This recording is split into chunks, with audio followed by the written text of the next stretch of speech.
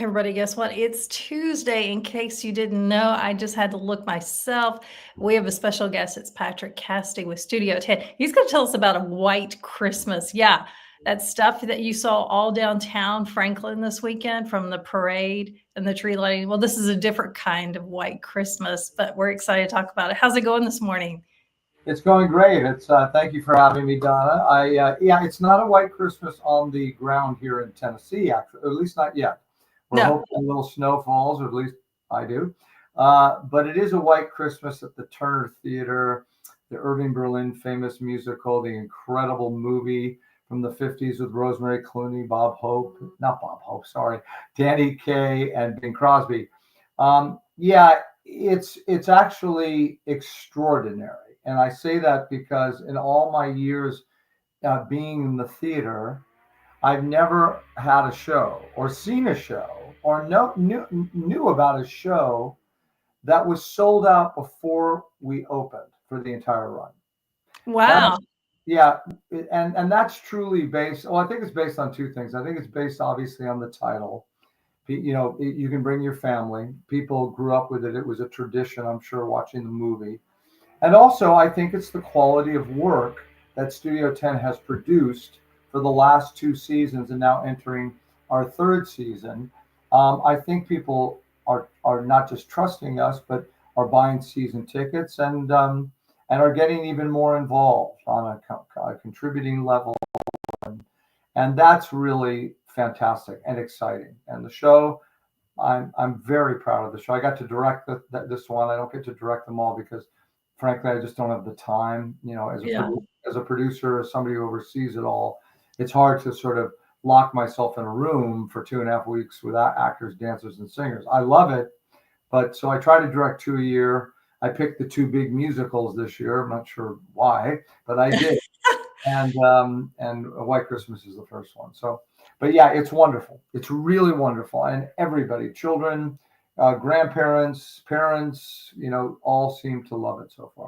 Yes, you guys were nice enough to invite me to the dress rehearsal, and it was amazing. I mean, at Christmas time anyway, to see a show like this is just so nostalgic.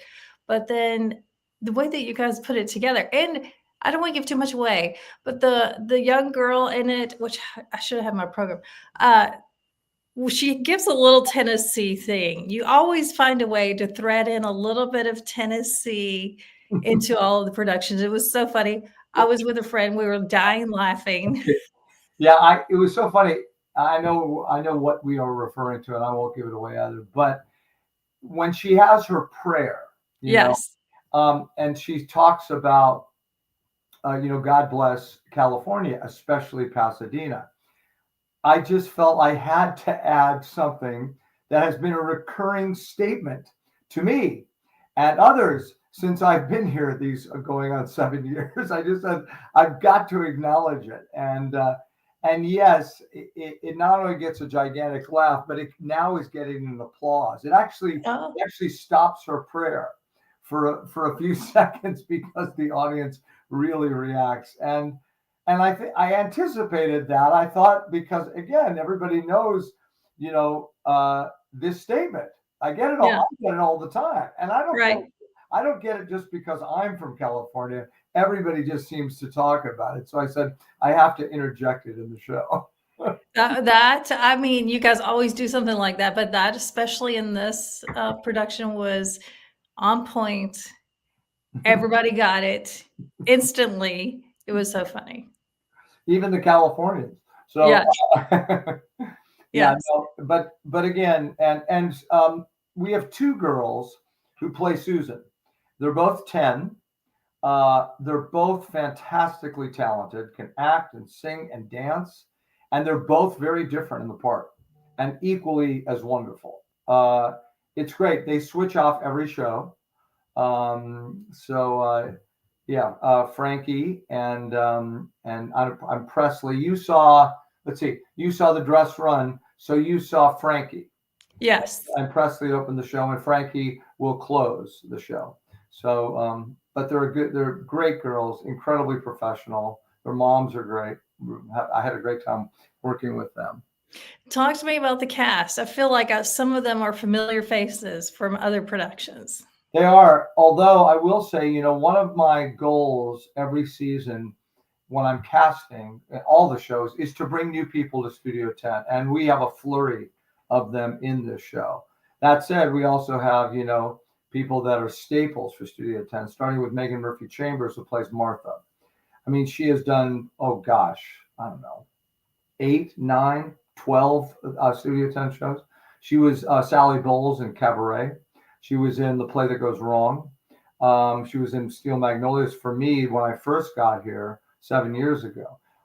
She's a unique and remarkable talent. She's hysterical in that part. Sings phenomenally. So she's one of what is it? Oh gosh, what's the word I'm looking for? Well, she's one of the like I said, the staples that have done so many shows for us. We also have Ben Laxton, who plays the lead Bob, and he was in Jersey Boys for us. He played Bob. Yes, I recognize that. Yeah. And he's wonderful. And he is actually a Tennessean. He went to Belmont, but then he moved to New York with his wife, and he was in the Broadway musical, The Book of Mormon, for like 9 years. And they've had some children. They finally had their second one, and he wanted to move back here. So now he's a local, which is great. Oh, because wow. obviously he has a very high skill level, and he's here. And but we have also I think 5 actors from out of town. As I think I've told you in the past, I'm meticulous with casting.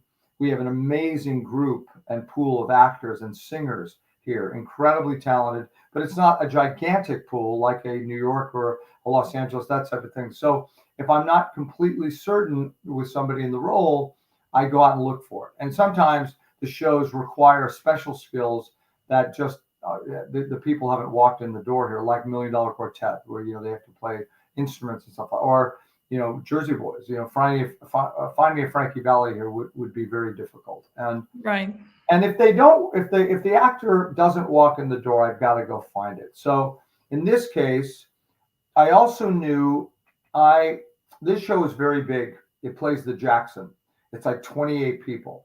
Randy Skinner, who did the original choreography and was nominated for a Tony for it, is a good friend. He actually choreographed and put me and my mother in the Broadway production of 42nd Street. Wow. So when I decided to do the show, I called him and I said, listen, I want to do White Christmas. Is there a way to cut it down to like 17 or 18? Well, that's a lot of cast members that you're taking out of a show that's built on a larger cast, right? But we did it and we figured it out. But I said, the only way we can do this in 2.5 weeks, and that's all we had. And that includes the tech process in the theater, which is only 4 days. I said, I have to find 2 people to play Judy and to play Phil that have done it, because they have so much dancing, and they also have to choreograph it because Randy couldn't. So I found the brilliant Jeremy Benton and Elizabeth McGuire. I had done actually 42nd Street with Jeremy. He was a young kid in the chorus when we did it. So I knew him. They came in to play those parts, and they taught the original choreography to the rest of the cast. It was a huge, huge feather in our cap. And then I brought in a stage manager who had stage managed the show 9 times. So I had a base of people that really knew it, that I knew that could deliver the show in a 2.5 week process. Wow. And that was great. Yeah. So you delivered some bad news. You told us it's completely sold out. There's no tickets left at all. Well, yes and no. And in the Okay, I just want to give some people some hope, because it is really great. Here's what I suggest. You can get tickets. I would check if you want to get tickets. I mean, it was sold out in the sense that you couldn't get pairs together. Were there single tickets? Yes, there was but not, again, not a lot. But what is happening now is that if you call, let's say you call on a daily basis and you go, okay, you can find people that may have returned tickets or had to switch their tickets and couldn't. And so, like, we had 4 that became available on Saturday night this past week. And boom, they got snatched up like that. Or you could put your name on a waiting list. You call the box office, put your name on the waiting list and say, hi, my name is Mr. and Mrs. Smith. and I'd love to go on, say, December 12th. When 2 tickets become available, will you please call me? I will purchase them immediately. So that's the way to do it at this point. The same held true with Jersey Boys. We had a waiting list, for many of the shows. I would suggest that, and I'm thinking that if you do that and you take the time to do that, you're going to find some tickets. You'll find Because when does the show end? The 20th? 21st. 21st. Okay. So closer we get to that, people may have other things that come up and they might not still be able to go, because I don't want you guys to miss out. This is a really, really fun.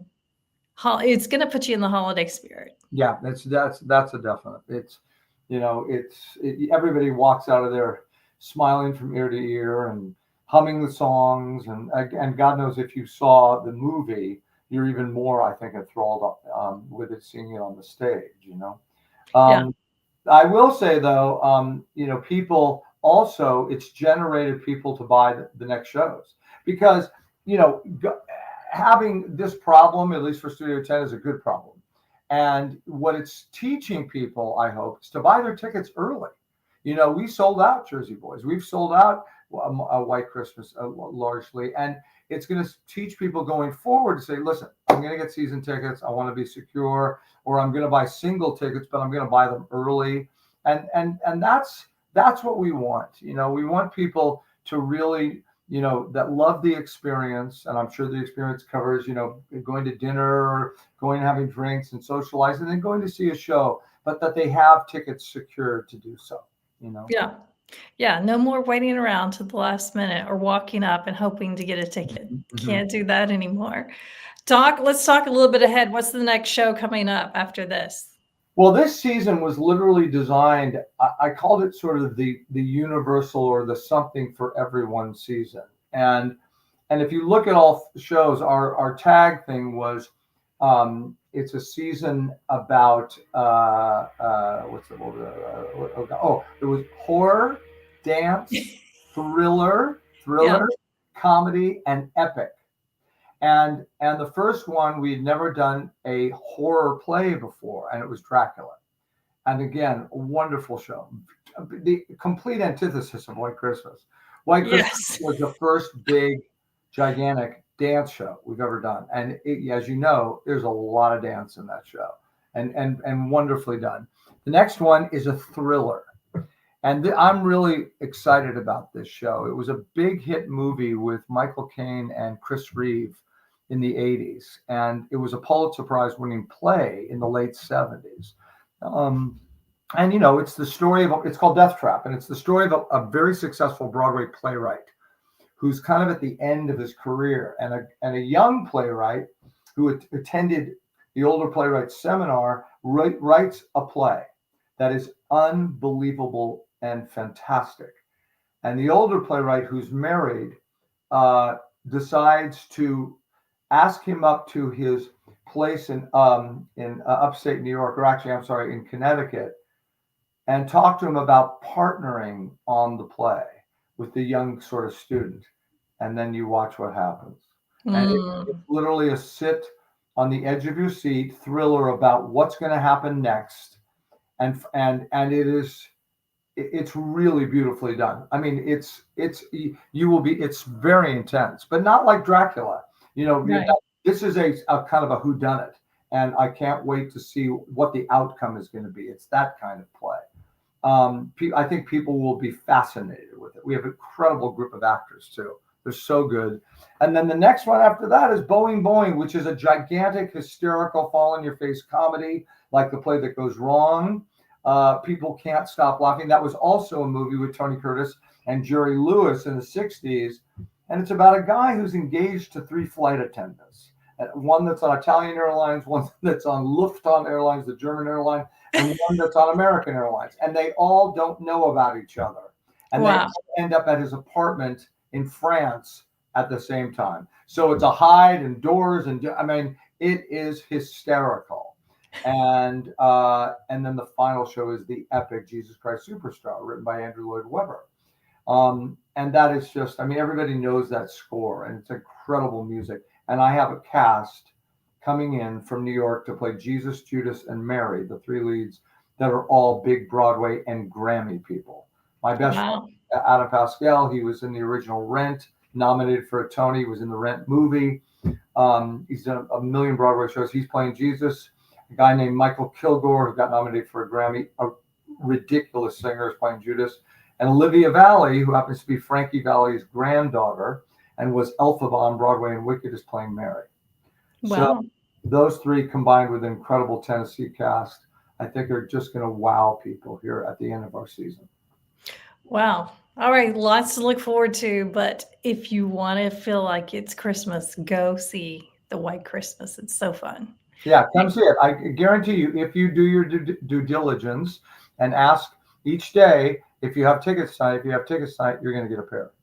All right. Tell people where to call. You know the number, or I can put it up. Yeah, put up the number. It's the box office of Studio Tenn. You can go to studiotenn.org and you can go on our website and they have the box office there. They'll have the phone number. They'll have how to get tickets. It might still sold out, but be persistent. I promise you, if you're persistent from now to the 21st of December, you will find a pair of tickets.